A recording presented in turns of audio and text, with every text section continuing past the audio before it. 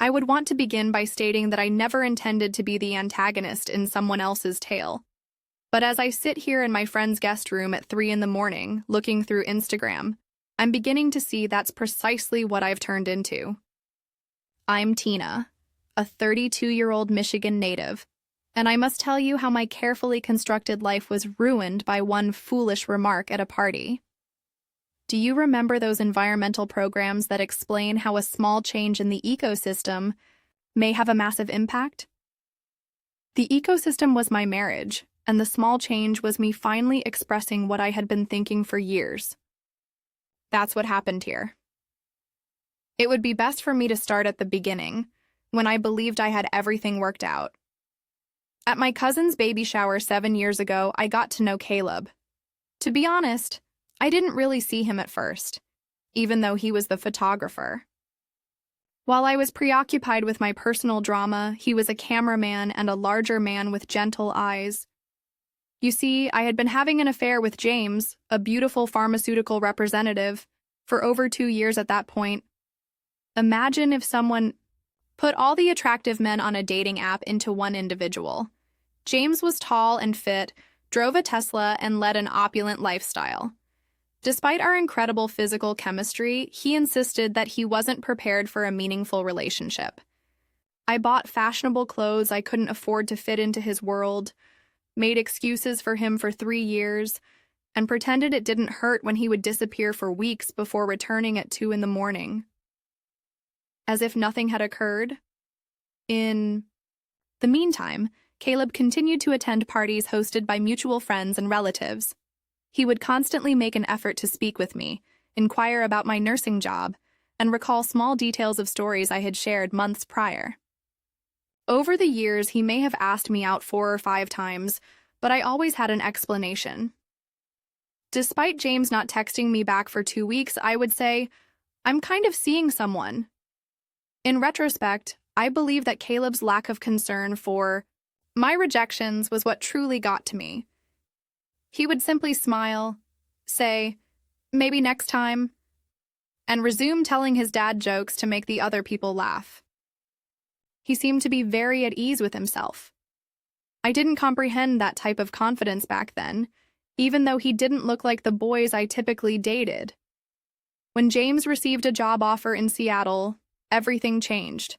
I only learned about it via his sister's congratulatory Facebook post.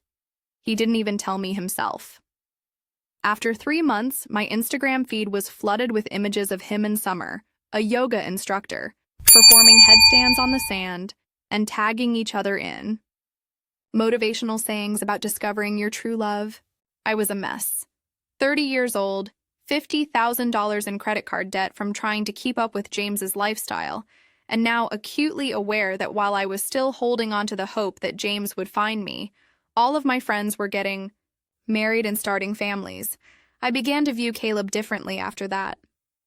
He currently operates a lucrative photography business, working on commercial projects during the week and photographing weddings and other events on the weekends. He had this wonderful little home in a nice area. He always told me about projects he was working on or locations he visited for photo shoots whenever I saw him. He wasn't leading a glamorous life, but he felt comfortable and secure. At another friend's wedding, he asked me out again, and I accepted. I convinced myself that by prioritizing substance over appearance, I was becoming mature. But here's the thing I've never told anyone before. Caleb felt like my final hope for a normal existence, and I was afraid of being alone. I came up with the idea of being celibate until marriage since I realized that physical attraction might be a problem. My fervently devout cousin had found success with it. Her husband waited for 2 years. Since Caleb is a sincere person, he fully accepted it. Never put any pressure on me and never voiced any complaints, which only made me feel worse about lying. Before he proposed, we dated for 8 months. Everyone said it went by quickly, but because I was 30 and he was 33, there seemed no reason to wait. I made my first attempt to persuade myself to participate in physical intimacy at the engagement party, but I was unsuccessful. I kept using headaches, early shifts at the hospital, and the stress of wedding planning as reasons. Only close friends and relatives attended the tiny wedding. I recall thinking, this is okay, this is good enough, love will grow, as I stood there in my dress and looked at Caleb in his tux. When my maid of honor saw me crying in the restroom, she thought it was happy tears. They weren't. I honestly believed that after marriage, something would shift and I would find myself drawn to him. Instead, I started making up excuses, working longer shifts at the hospital to avoid going home, and using covert credit cards to purchase items that helped me feel better, like pricey skincare products, designer bags, and exercise classes I never went to. During breaks, the girls at work became my primary release. I would express my frustration at seeing Caleb battle his weight. He was making an effort, meal planning, going to the gym, and all that, but it wasn't the significant change I secretly hoped for. I would feel deceived when I saw these toned doctors at work, especially Dr. Mitchell with his flawless jawline and Peloton lifestyle. The worst thing? In actuality, Caleb made a wonderful husband. He made me laugh, encouraged my career, and kept track of my birthdays and anniversaries. Even if he had been up late retouching pictures, he would get up early to make me coffee before my shifts. He would run bubble baths for me and leave small notes of encouragement around the home when I was feeling anxious. However, I had to resist the need to pull away each time he touched me. I would always come up with an excuse when he tried to get close to me. Too stressed, migraine, early shift tomorrow. The lies were so commonplace that I nearly fell for them myself. And now I'm thinking that perhaps I wasn't, given what transpired at that hospital staff party. I may have been lying to myself about my character the entire time, in addition to lying to him. About 6 months ago, things began to become worse. In retrospect, I believe social media was to blame. Doesn't it always? After James's wife gave birth to their first child, my feed was suddenly filled with images of this ideal little family, including their organic baby food preparation, their dream Seattle home, and their matching gym attire. One night, I tortured myself with their ideal life by browsing through every single picture for 3 hours. Caleb had a large booking that same week, a famous wedding in Chicago. He was frantically arranging all these imaginative photos around the home because he was so enthusiastic. If people discovered that I was married to the obese photographer, I couldn't stop thinking about how embarrassing it would be. In fact, I went on Instagram and untagged myself in all of his pictures of us together. In hindsight, I believe the females at work were more like enablers than therapeutic partners. Every meeting in the break room became an opportunity to vent about Caleb. He tried to make out with me last night, but I had to pretend to be asleep. You won't believe what he ate for dinner. He says he's going to the gym, but I'm not seeing results. One of the more recent nurses, Sarah, would constantly encourage me. "Girl, you're too hot to be dealing with this," she would exclaim. I laughed at all of her hurtful remarks, adding my own anecdotes without considering how they would be interpreted by Caleb. My cousin's friend lost 100 pounds in 6 months on that new medication. Maybe you should leave some pamphlets around. The house, she remarks. Dr. Mitchell added a layer of complexity. He began working twice a week from our hospital, and all of a sudden I was volunteering for extra cardiac floor shifts and putting on my makeup before rounds. He would ask me about my weekend plans, stroke my arm, and laugh at my jokes while flirting in that subtle doctor way. He saw me crying in the supply closet one day as I was looking at James's Christmas card picture. He sat with me for 20 minutes, allowing me to rant about my marriage without passing judgment, as opposed to most individuals leaving me in an embarrassing manner. "It's normal to have doubts," he stated, "but you have to be honest with yourself about what you really want." I began to visualize this different world in which I had not yet made my home. My ideal spouse would be someone like Dr. Mitchell, successful, physically fit, and someone I would be glad to share on social media. Rather, I was moving covertly, erasing pictures of my real husband, and inventing reasons to avoid closeness. the credit cards were unmanageable. Late at night, I would purchase online items I believed would help me feel better, including pricey gym memberships that I never used and designer clothing that was still in its tags in my wardrobe. Knowing that I was in debt by thousands of dollars without him knowing made me feel guilty every time Caleb mentioned saving for a house. I started lying about little things, then bigger ones, and it wasn't only money I was hiding. In reality, I was sitting in my car in the Target parking lot working late and browsing dating apps to see what was available. When I was actually sitting by myself at bars, I made up girls' nights in the hopes that someone would approach me and make me feel attractive once more. Caleb put a lot of effort into trying to make it work. All I could think about was how his shirt pulled tight over his tummy, how he grew tired walking upstairs, and how different he looked from the males I saw every day at work. He would organize these date nights trying to replicate our early dating days. When he discovered a fertility leaflet in my bag, it should have been the tipping point. I had been avoiding intimacy by telling him that I wanted to wait to try for children. In actuality, I had been taking birth control covertly the entire time. I lied and stated that my buddy requested me to get the booklet for her when he inquired about it because I was so excited about creating a family. His expression should have served as a wake-up call, but instead it only made me despise him more. I believe he knew I was lying, but instead of confronting me, he simply added, "Whatever timeline you need, I'm here." Why was he unable to feel anger? Why was he unable to defend himself? Why did he always have such empathy? I began to test his limitations with these brief, passive-aggressive remarks. He would just take it quietly, pushing food around his plate, or making jokes to divert attention. "Maybe we should get a bigger table. This one's getting a bit snug for you. Are you sure you want dessert? You were just saying your knees hurt from carrying all that equipment. I'd love to go hiking with my work friends, but I'm worried you couldn't keep up." Occasionally, I would notice a hurt expression in his eyes, but it would pass so fast that I could act as though I hadn't noticed it. He began having supper more frequently in his home office, claiming to have deadlines, but I could tell he was merely trying to escape my remarks.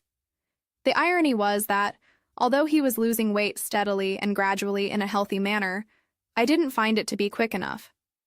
I wanted this tremendous disclosure, this dramatic change, like in TV dramas. Smaller adjustments were made instead, such as looser clothes, a belt that was one notch tighter, and a little less labored breathing on stairs. That foolish hospital staff party was the culmination of everything. He had just concluded a large wedding photo shoot and was in such a terrific mood that I didn't even want him to come. I talked about my coworkers so much that he kept saying he wanted to meet them. Perhaps I would have made a greater effort to dissuade him if I had known how everything would turn out. Or perhaps, if I'm being completely honest, I wanted everything to blow up. The gathering took place in Amber's house, one of those gorgeous craftsman homes she and her surgeon husband had purchased. If I hadn't been covertly maxing out credit cards for years, Caleb and I probably could have afforded the house. Our entire floor was present, along with a few physicians and their partners. As soon as we entered, I began sipping wine, attempting to... I'm anxious about my personal and professional lives merging. At first, Caleb was doing really well, winning everyone over with tales of outrageous wedding pictures and conceited bridezillas. Everyone laughed as he told stories, and I could see my coworkers getting to know him. Certain clients of Caleb's corporate photography even appeared to impress Dr. Mitchell. The food was then brought out by Amber. With this enormous variety of appetizers, main courses, and desserts, she had really gone all out. Caleb loaded his plate with wings, mac and cheese, and these tiny dates wrapped in bacon, as I watched in terror. I glanced at Sarah and grinned. She had listened to all of my tirades about his eating habits in the break room. By that time, I was on my third glass of wine and experiencing that perilous combination of liquid bravado and anxiety. Caleb was discussing camera equipment with one of the surgical residents when Dr. Mitchell arrived. He looked fantastic in this form-fitting blue button-down that flaunted his fitness accomplishments. I must have been emboldened by the wine because I found myself caressing his arm when he said anything hilarious, laughing too loudly at his jokes and flirting more overtly than usual. I kept looking at Caleb, almost expecting him to notice and comment, but he was totally unaware, laughing at some wedding disaster story and showing someone photographs from his camera. That only irritated me more. How could he not notice my behavior? When I felt this wretched, how could he be so self-assured and content? Never have I ever. A dumb party game with a twist where you had to justify your responses was introduced by Amber. By that time, everyone was sharing increasingly intimate anecdotes while intoxicated. It was this couple's thing, and the spouses were all getting involved as well. Even though he was still on the other side of the room, Caleb was obviously paying attention and laughing. "Never have I ever feigned being too sleepy for sex," someone replied, and the girls all burst out laughing, telling tales of early meetings and headaches. I'm not sure what possessed me when it got to me. Perhaps it was the wine, perhaps it was witnessing Dr. Mitchell make a pass at one of the new pharmacy techs, or perhaps it was simply years of bitterness finally erupting. I overheard myself exclaim, "Oh my God, I'm the queen of fake headaches." Everyone chuckled, but I continued. "Sorry, honey, but I can't exactly get in the mood when you're breathing heavily just walking up the stairs." I had lost the filter between my lips and head. I mean, I adore him, but I couldn't figure out how to explain, "I'm not attracted to you, but you're stable and kind." What was I meant to say? I told him I was celibate before marriage. "Hey, you're a wonderful man, but I feel like crying just thinking about you touching me." The room became quite quiet. You know how the record scratches when someone says something awful in a movie? That's just what it was, only worse because it was real. Caleb was standing in the doorway when I turned around. He had gone to bring us refills while holding beverages.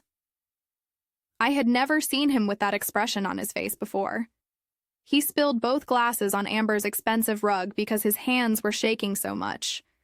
Dr. Mitchell had to make a phone call after clearing his throat. Sarah refused to look me in the eye. "Jesus Christ, Tina," murmured Amber, my 3-year work best friend, beneath her breath. "The worst thing?" Caleb did not leave abruptly. He didn't shout. The vehicle journey was silent, not the usual kind of silence after a quarrel, but this heavy, final kind of silence. He simply put down the glasses, walked over, and stated very gently, "I think we should head home." I made an effort to clarify, telling him that he was being overly sensitive, that it was only a pointless party game, and that everyone says inappropriate things when they're intoxicated. His hands were so tightly gripping the steering wheel that his knuckles were white, but he continued to drive. I assumed that once we went home, we would work things out and things would return to normal.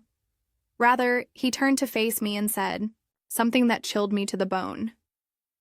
He told me he knew everything, including the credit cards, the things I said about him at work, and the fact that I only married him because James moved away. I've been working with a therapist for the past 6 months, not just about my weight, but about us and about how you make me feel. I just never had the courage to admit what I knew deep down. It seems that one of the nurses, I haven't been told yet, has a husband who occasionally works with Caleb, and they have been updating him. He was even aware of my behavior around Dr. Mitchell. I kept telling myself that things would improve. In a frighteningly composed tone, he claimed that if I worked more, shed more pounds, and earned more money, he would eventually notice me. But Tina, isn't that not the issue? The issue is that you didn't even see me. I made an effort to turn the tables on him, telling him that having others spy on me at work was a violation of my privacy, asking him why, if he knew, he never challenged me about the credit cards and reminding him that he wasn't exactly Mr. Perfect himself. However, he simply began packing a backpack, I demanded, "Where are you going?" He turned to face me with an expression I had never seen before. Not sad, nor angry, simply done. "You can't just leave. We need to talk about this." "No," he replied. "We needed to talk about this 2 years ago before you married me under false pretenses. We needed to talk about this every time you made me feel less than human. We needed to talk about this before you humiliated me in front of your entire workplace. But now I'm done talking." He left that night only carrying a single bag. I was up until 4 in the morning, waiting for him to calm down and return while seated on our couch. After every sarcastic remark, every joke about his weight, and every time I refused his touch, he would always return. However, things were different this time. I had passed a line this time that I couldn't get back. The following day, I texted Margaret incoherently about having a stomach ailment and called in sick to work. Her response was, "Just take all the time you need." Her tone made me wonder if she was already aware of what had transpired. In hospital circles, rumors spread quickly, and I had essentially ruined my marriage in front of half the cardiac floor personnel. I was getting desperate on the third day. My calls and texts have gone unanswered by Caleb. His brother stopped by to pick up more of his belongings, including his home office supplies, clothes, and backup camera equipment. I attempted to explain my position to him, but all he did was stare at me with a mixture of scorn and sympathy. "Tina, you know what's crazy?" As he packed away Caleb's favorite coffee mug, he said, "You might have had a true buddy in Caleb if you had been truthful from the beginning." I wanted to argue, to defend myself, but the words stopped in my throat because he was right, wasn't he? Instead, you treated him like garbage and used him as a backup plan when he didn't miraculously transform into James. I had never really given Caleb a chance. From the beginning, I had been comparing him to James and punishing him for not being the person he had never pretended to be. It was worse than I had anticipated when I eventually forced myself to return to work. You know, how the talk pauses when someone enters a room in a movie. Yes, that is how things are in real life. The huddle in the morning was agonizing. Margaret was the only person to look at me, and she did so solely to inform me that I had been moved to the geriatric ward, which is separate from Dr. Mitchell's cardiac unit. Margaret claimed that it wasn't personal, but her tone made it obvious that it was. "They're keeping me away from the doctors because they no longer trust me. We just feel this assignment better suits the current situation. Everyone is aware of my current personality. My alleged best buddy at work, Amber, changed her brakes to avoid me. She simply shook her head when I eventually cornered her in the supply closet. "You don't understand?" she said. "We've all been supporting your actions for months, so it's not simply what you stated at the party. We should have called you out instead of nodding along every time you came to us complaining about Caleb." I attempted to clarify that I was simply venting, as everyone does about their relationships. She interrupted me. "No, Tina. We complain about our husbands forgetting anniversaries or leaving dishes in the sink. Dr. Mitchell acts like I don't exist anymore. You are acting like a victim because it blew up in your face after you methodically destroyed that man's self-esteem while lying to him and accruing secret debt. It turns out that Caleb's wife is a frequent customer of his photography business. Last year, they hired him to take pictures for their daughter's wedding. The world is little." He informed Margaret that he no longer wanted my help with any of his cases. "Your husband is really fortunate, mister. On rounds, he won't even glance at me." Finding out how many individuals were aware of Caleb's transformation journey prior to everything collapsing was the worst part. At this facility, where many of the residents work out, he had apparently been working with a trainer. I had been too preoccupied with feeling sorry for myself to realize that he had shed about 30 pounds in the 6 months he had been in therapy. In the backhanded manner that people have when they are passing judgment on you, one of the surgical residents made an effort to be pleasant. "Sometimes," she added, He brings you up in his therapy group. Just how much he wanted to make you happy and how he kept trying to figure out what he was doing wrong. Never anything negative. I attempted contacting some of our former mutual friends in the hopes that they could assist me in speaking with him. It turns out that most of them were aware of his weight reduction journey, therapy, and everything else. While I was disparaging him at work, they had been standing by him for months. After learning how I treated him, Katie, whom I initially believed to be a friend, informed me she couldn't even look at me the same way. The saddest part, do you know? She claimed that even in treatment, he never once disparaged you. Despite everything you said, he only concentrated on getting better. You're still attempting to play the victim in a scenario that you started. The last straw was when I was issued divorce papers at work, in front of everyone, at the nurses' station. The messenger delivered me the package like he was delivering a prize, shouted my name, and made no attempt to be discreet. The credit cards, the recordings of me discussing him at work, and the screenshots of the texts in which I made fun of him to Sarah were all included in the comprehensive account. Since I opened the credit cards fraudulently during our marriage, he is asking that I be held liable for all of my credit card debt in the divorce. Are you aware of the amount? I've been playing this shell game, opening new cards, and shifting funds for so long that I've lost track. At last, I sat down and calculated the total. $47,000. I have no way whatsoever to pay the $47,000 that I owe. I should think about filing for bankruptcy, but doing so would result in the loss of my nursing license, according to my lawyer, the only one who took on my case after 3 others rejected it. At 32, I would have to start over from scratch without a spouse, a job, or any opportunities. The irony? Caleb's business as a photographer is flourishing. It turns out that he has a whole new brand narrative as a result of being the victim of a bad marriage.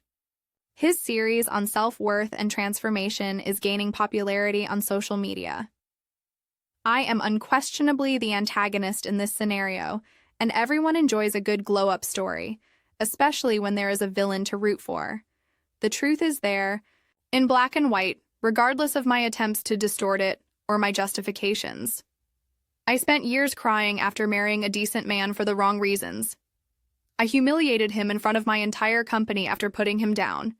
Now, while I'm fighting to keep my life from coming apart entirely, he's flourishing without me. I believed that the celebration was at rock bottom. Rock bottom kept dropping lower, so I assumed it was divorce papers being served at work.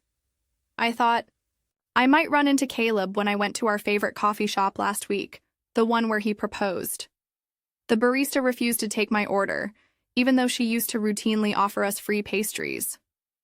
It turns out that she has been following Caleb's path of transformation on Instagram, and that she feels uneasy serving someone who could treat another person in such a manner. I eventually lost it at that point and checked his social media accounts. I had been trying to avoid it since I thought it would only make things worse. I was correct. With so many gorgeous wedding pictures and upscale corporate events, his photography business page is flourishing. But what really struck me was his personal page. Since moving out, he has shed 60 pounds. There are videos of meal preparation, progress pictures, and gym check-ins. But it goes beyond the physical change. Maybe I never bothered to look, but he has this confidence and light in his eyes now that I never noticed when we were together. What really devastated me was the comment section. All of these people are complimenting his courage in leaving a bad circumstance and calling him inspirational. Learning to accept yourself despite others' attempts to dull your light was the topic of his most recent post. There were 3,000 shares, 10,000 likes, and hundreds of comments on how amazing his ex-wife must have been, and how they had experienced similar things with partners who attempted to undermine their self-esteem. I clicked on the most recent, Transformation Tuesday post by mistake. He was at our wedding, and now he is by our side. The caption discussed how sometimes the weight you need to drop isn't physical. Rather, it can be the weight of living a lie, attempting to win someone over who never truly wanted to love you, or other people's expectations. James, freaking James from Seattle, was right in the comments, expressing his pride in Caleb's adventure and recommending that they meet up for coffee the next time he's in town. It seems that they became friends after connecting with a mutual client. The man I continuously compared my husband to and who I lusted after for years is now openly endorsing my soon-to-be ex-husband's makeover.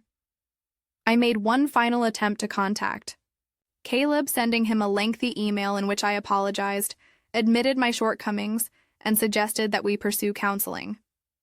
"Please direct any communication through my lawyer," was his succinct, professional, and icy response. Even worse was the lawyer. As it turns out, Caleb has been recording everything for months.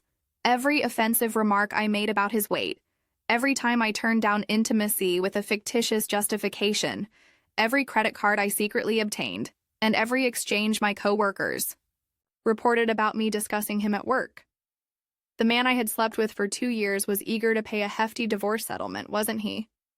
He will take on half of the house's mortgage debt, but I am still responsible for all credit card debt, despite the documented financial fraud and emotional abuse. Generous. He could have destroyed me in court, and I certainly deserved it, but he's being kind by not doing so. The attorney made it very clear.